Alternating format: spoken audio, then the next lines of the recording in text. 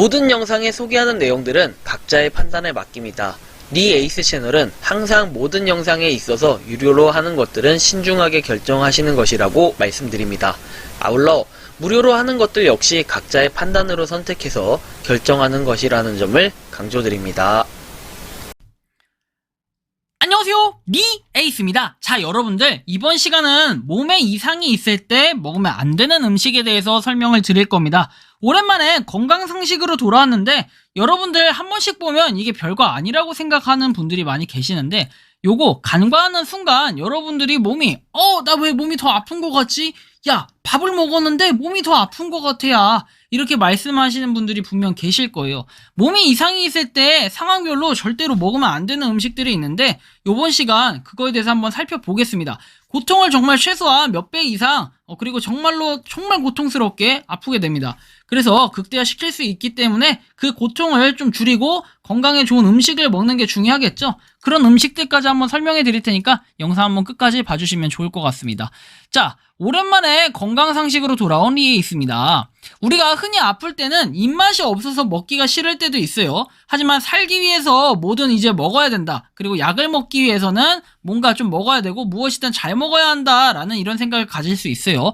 그래서 뭐라도 챙겨 먹었을 것인데, 근데 때때로는 먹다가 오히려 더 아픈 경우도 생겨요. 무조건 잘 먹어서 낫는 게 아니라 오히려 아무거나 먹었다가 현재의 신체 고통을 더 몇 배로 악화시킬 수 있는 고통스러운 상황이 생기게 될 수 있기 때문에, 우리가 흔히 한 번쯤은 이런 경험을 해보신 분들도 계실 거예요. 저도 물론 그런 경험이 있었는데 한번 어떤 것들이 경우가 있는지 보도록 하겠습니다. 이번 시간 우리가 대표적으로 아플 때 증상에 따라서 가려 먹어야 할 음식이 어떤 것인지 알려드리는 건강상식 시간이니까 꼭 한번 보시면 좋겠다라는 말씀을 드리면서 지금부터 시작해 볼 수 있도록 하겠습니다.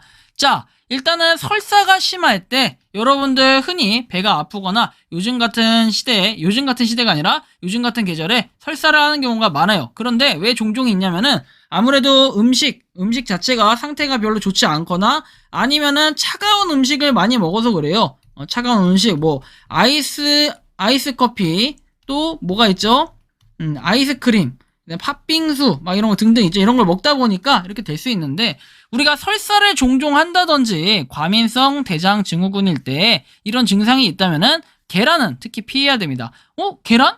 계란이 위벽을 보호하고 좋은 거 아닌가요? 하는데, 위에서 계란의 이 단백질 성분을 분해하지 못하기 때문에 구토를 하거나 몸에 염증을 유발하게 돼요. 분해할 수 있는 그런 효소 능력이 없어가지고 이렇게 될 수가 있습니다. 그래서 설사가 심할 때는 계란을 먹지 않는 게 좋습니다. 설사가 심할 때는 그럼 뭘 먹어야 되냐?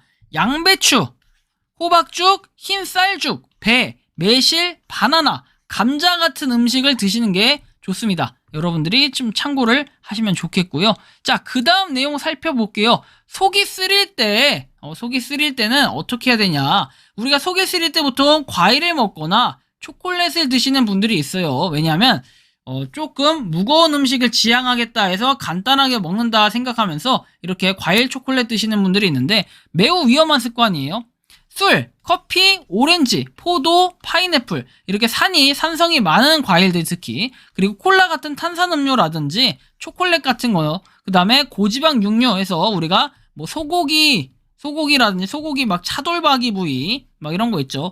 그 다음에 삼겹살 이런 것들, 역류성 식도염을 악화시켜요. 더 안 좋기 때문에. 특히 역류성 식도염은 어때요? 잠자기 전에 뭔가를 먹었을 때 우리가 역류를 하는 걸 의미하는 거죠. 그래서 우리가 자기 전에 먹지 않아야 되는 습관도 역류성 식도염은 중요하지만, 이런 고지방 육류라든지 이런 음식들은 피하시는 게 좋습니다. 특히 산성이 강한 식품, 아까 말씀드린 오렌지, 포도, 파인애플 같은 거는 속이 쓰릴 때 위산 분비를 자극하기 때문에 역류성 식도염을 유발할 수 있으니까 주의를 하시는 게 좋겠습니다. 그러면 무엇을 먹어야 될까요? 속이 쓰릴 때는 사과, 배, 바나나, 요거트, 생선 등의 음식을 드시는 것이 좋으니 좀 참고를 하시면 좋겠다라는 말씀을 드리고요.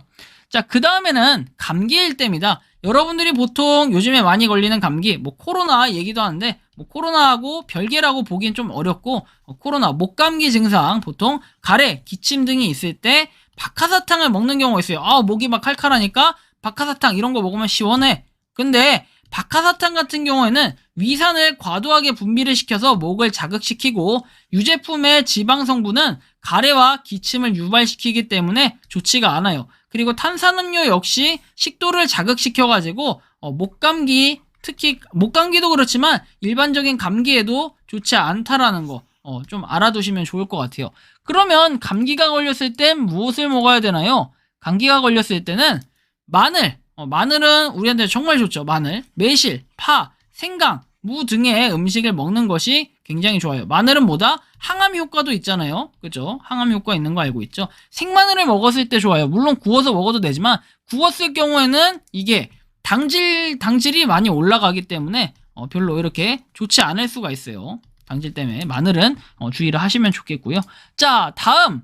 그래서 두통이 있을 때는 어떻게 해야 되냐? 사실은 제가 이 5가지 증상에 대해서 얘기할 때 4번째 두통, 저한테도 종종 있었던 이 두통, 살이 많이 쪘을 때 특히 이걸 더 많이 겪었던 것 같아요. 잠을 제대로 못 자고. 요새도 한 번씩 깨긴 하지만 예전에는 더 많이 깼었는데 이 두통이 있을 때는 잠을 못 자서 그렇다고 생각해가지고 술을 한두 잔 정도 마시고 주무시는 분들이 계셔요. 그런데 술을 마셨을 때는 알코올 성분이 강한 두통을 일으켜요. 우리가 왜 과음하면은 막 머리 아프고 막 몰라 막 아무것도 기억이 안 나 그러잖아요. 강한 두통을 일으켜가지고 몸 조직에 염증을 유발하고, 그 다음 와인, 뭐 소주 마찬가지예요. 와인은 특히 편두통을 악화시키는 이런 것들이 있기 때문에 안 드시는 게 좋습니다. 막 적포도주 막 이런 거 있죠. 안 드시는 게 좋아요. 그리고 치즈 같은 경우에는 와인을 안주로 많이 먹기도 하고, 그 다음에 맥주, 그다음 소주 뭐 다 먹죠. 근데 소주보다는 맥주 또는 뭐 와인 이런 거 하고 먹는데, 단백질하고 지방 뭐 이런 것들이 이제 두통을 악화시키기 때문에 치즈도 먹으면 좋진 않습니다. 두통이 있을 때 얘기하는 거예요. 그러면 두통이 있을 때 뭘 먹어야 되냐? 자, 연어, 아몬드, 생강, 은행, 파인애플, 영지버섯 이런 것들을 먹는 게 좋아요. 근데 이제 그 다음에 나올 내용이 약간 아몬드 같은 경우에 충돌할 수가 있는데요. 자, 다음 내용이 열이 있을 때예요. 열이 있을 때는 우리가 꼭 피해야 할 음식이 견과류예요. 그러니까 여러분들 뭐 이따가 설명은 드리겠지만 대부분의 견과류에는 체온을 올리는 아미노산의 일종인 아르기닌 성분이 많이 들어있어요. 그러다 보니까 열이 있을 때 우리가 별로 좋지가 않아요. 견과류 같은 경우에는. 그래서 아몬드가 아까 나왔었는데 열이 있으면서 막 몸이 두통이 있을 때, 자, 편두통 이런 게 있을 때는 어떻게 해야 된다? 아몬드 같은 이제 견과류 이런 것들은 피해줘야 된다라는 거. 그리고 커피 같은 경우에 막 빈속에 커피 먹고 아무것도 나 먹기 싫어해가지고 커피 먹는 경우 있는데, 아이스 아메리카노 막 이런 거 마시는 분들 열이 있을 때 면역 체계를 손상시키고 현기증을 일으킬 수 있어요. 그리고 막 손떨림 이런 게 생길 수 있기 때문에 커피 뭐 한 잔씩 두 잔씩 여러분들 평균적으로 마시잖아요. 안 좋습니다. 별로. 열이 있을 때는 커피는 안 드시는 게 좋다. 그럼 뭘 먹어야 합니까? 그죠? 뭘 먹어야 하냐? 자, 열이 있을 때는 파, 배, 현미 이런 걸 먹으면 되는데, 현미 같은 경우는 팍팍 끓여서 죽으로 먹으면 되고, 배 같은 경우는 뭐 배즙으로 먹어도 되고, 아니면 배를 뭐 갈아서 이렇게 먹어도 되고, 그냥 먹어도 상관은 없고요. 파 같은 경우에도 파 스프라고 얘기해가지고 뭐 이렇게 있는데, 파를 푹 끓여가지고 스프처럼 먹는 이런 게 있는데, 이건 조금 여러분들이 제조법이나 찾아보시기 바랍니다. 이런 건. 그리고 열이 있을 때 좋은 게, 저는 여기서 하나가 좀 빠졌는데 무국국. 이상하게 저는 꼭 있잖아요. 소고기 무국국 이런 거를 먹으면요 열이 많이 떨어져요. 소고기는 많이 있지 않고 그냥 그 그릇에 무가 막 한가득 들어있어서 무를 진짜 억지로 먹습니다. 진짜 살라고 막 억지로 먹는데, 저는 무를 먹으면 이상하게 열이 떨어지는 것 같아요. 근데 무가 실제로 열을 내리는 그런 역할을 해주긴 하거든요. 그래서 무를 먹는데 물을 갖다가 국을 끓여서 먹는 것도 상당히 좋다.